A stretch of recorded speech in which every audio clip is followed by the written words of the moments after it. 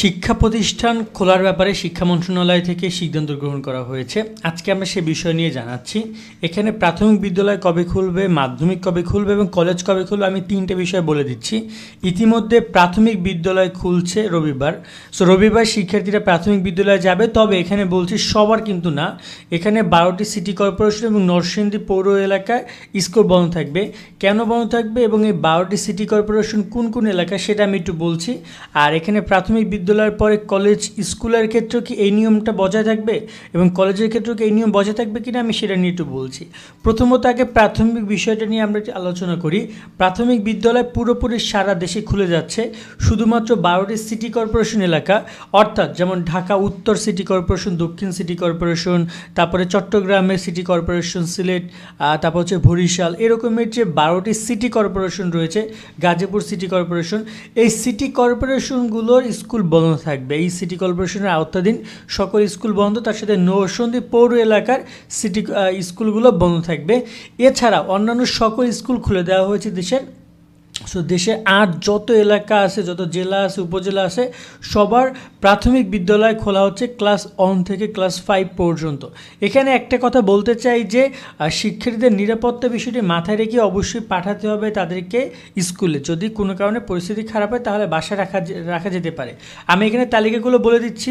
এখানে তালিকা হচ্ছে ঢাকা উত্তর সিটি কর্পোরেশন, ঢাকা দক্ষিণ city corporation, Chittagong city corporation, Comilla city corporation, Barisal city corporation, Khulna city corporation, Rangpur city corporation, Gazipur city corporation, Narayanganj city corporation, Mymensingh city corporation, Rajshahi city corporation, Sylhet city corporation, তার সাথে নরসিংদী পৌরসভা এলাকা। এইগুলো আপাতত বন্ধ রয়েছে প্রাথমিক। এছাড়া বাকি সব জায়গায় প্রাথমিক বিদ্যালয় খোলা থাকবে। এরপর কথা বলি স্কুল নিয়ে, মাধ্যমিক স্কুল নিয়ে কথা বলি। মাধ্যমিক বিদ্যালয়ের ক্ষেত্রে এই নিয়ম প্রযোজ্য থাকবে। যতটুকু আমরা শুনেছি যে মাধ্যমিকের ক্ষেত্রে এই এলাকাগুলোর শিক্ষা প্রতিষ্ঠান পরে খুলবে, কারণ এসব জায়গায় এখনও বিভিন্ন জায়গায় আন্দোলন হচ্ছে বা শিক্ষা পরিবেশ অনেকটা নেই, যার কারণে এই জায়গাগুলোতে হয়তো বা মাধ্যমিক পরে খুলবে। তবে মাধ্যমিক স্কুল মানে ক্লাস 6 থেকে ক্লাস 9-এর ক্লাস কবে শুরু হবে, এইটা একটা বড় প্রশ্ন। এই প্রশ্নের জবাবটা মূলত এই রবিবারের উপর ডিপেন্ড করে।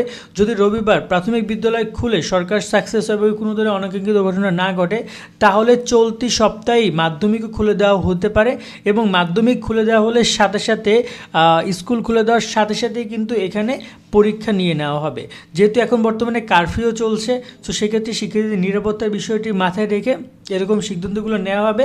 যেহেতু মাধ্যমিকের শিক্ষার্থীরা একটু বড়, প্লাস তারা অনেকে আন্দোলনে যুক্ত হয়ে এর আগে নিহত হয়েছে আমরা দেখেছি, যার কারণে এদেরকে নিয়ে সিদ্ধান্তটা একটু ধীরে সুস্থই তারা নিচ্ছে। সর্বশেষ রইল কলেজের ক্ষেত্রে শিক্ষা মন্ত্রণালয় থেকে একদম সরাসরি বলে দেওয়া হয়েছে কলেজের পরিবেশটা একটু দেরিতে হলেও ঠিক হবে। এক্ষেত্রে কলেজে বর্তমানে শুধুমাত্র একাদশ শ্রেণীর একটা ব্যাচ আছে, আর যারা কলেজে বর্তমানে ভর্তি হবে ওদের ব্যাচটা রয়েছে, মানে ভর্তি হয়েছে, ওদের ক্লাস শুরু হবে। সো এখানে কলেজের ক্ষেত্রে 6 তারিখে কলেজ শুরু হওয়ার কথা রয়েছিল, ক্লাস শুরু হওয়ার কথা ছিল, কিন্তু কলেজ সেটা করেনি। আর কলেজ থেকে সেই তারিখটা স্থগিত করেছে। এক্ষেত্রে নতুন তারিখ এখন পর্যন্ত জানায়নি। ধারণা করা যাচ্ছে সেটা অন্তপক্ষে 10-11 তারিখের পরে, মানে প্রায় সামনের সপ্তাহে গিয়েও কলেজ শুরু নাও হইতে পারে।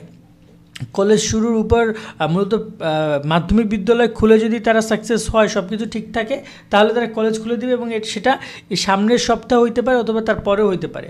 আর বিশ্ববিদ্যালয় খোলার ব্যাপারটি তো পুরোপুরি এই মুহূর্তে অনিশ্চিত, কারণ বিশ্ববিদ্যালয় পর্যায়ে যে উপাচার্য বা যারা রয়েছে, বিশ্ববিদ্যালয় মঞ্জুর কমিশন মানে ইউজিসি যারা রয়েছে, তারা এই ব্যাপারে সিদ্ধান্ত গ্রহণ করবে এবং শিক্ষা মন্ত্রণালয় তাদেরকে সহযোগিতা করবে বা তাদের থেকে সিদ্ধান্ত নিবে।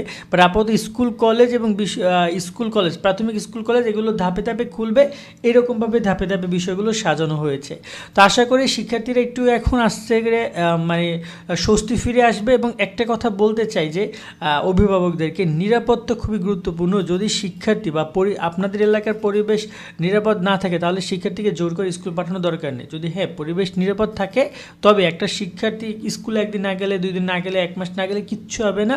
কারণ যদি শিক্ষার্থী কিছু একটা হয়, তার মানে অপূরণ থাকবে সেই জিনিসটা, সেটার দায়ভার কেউ নিতে পারবে না। ঠিক আছে, এই হচ্ছে সর্বশেষ আপডেট তথ্য। আজকের মতো আমরা এখানে বিদায় নিচ্ছি। সকলে অনেক ভালো থাকবেন। আল্লাহ হাফেজ।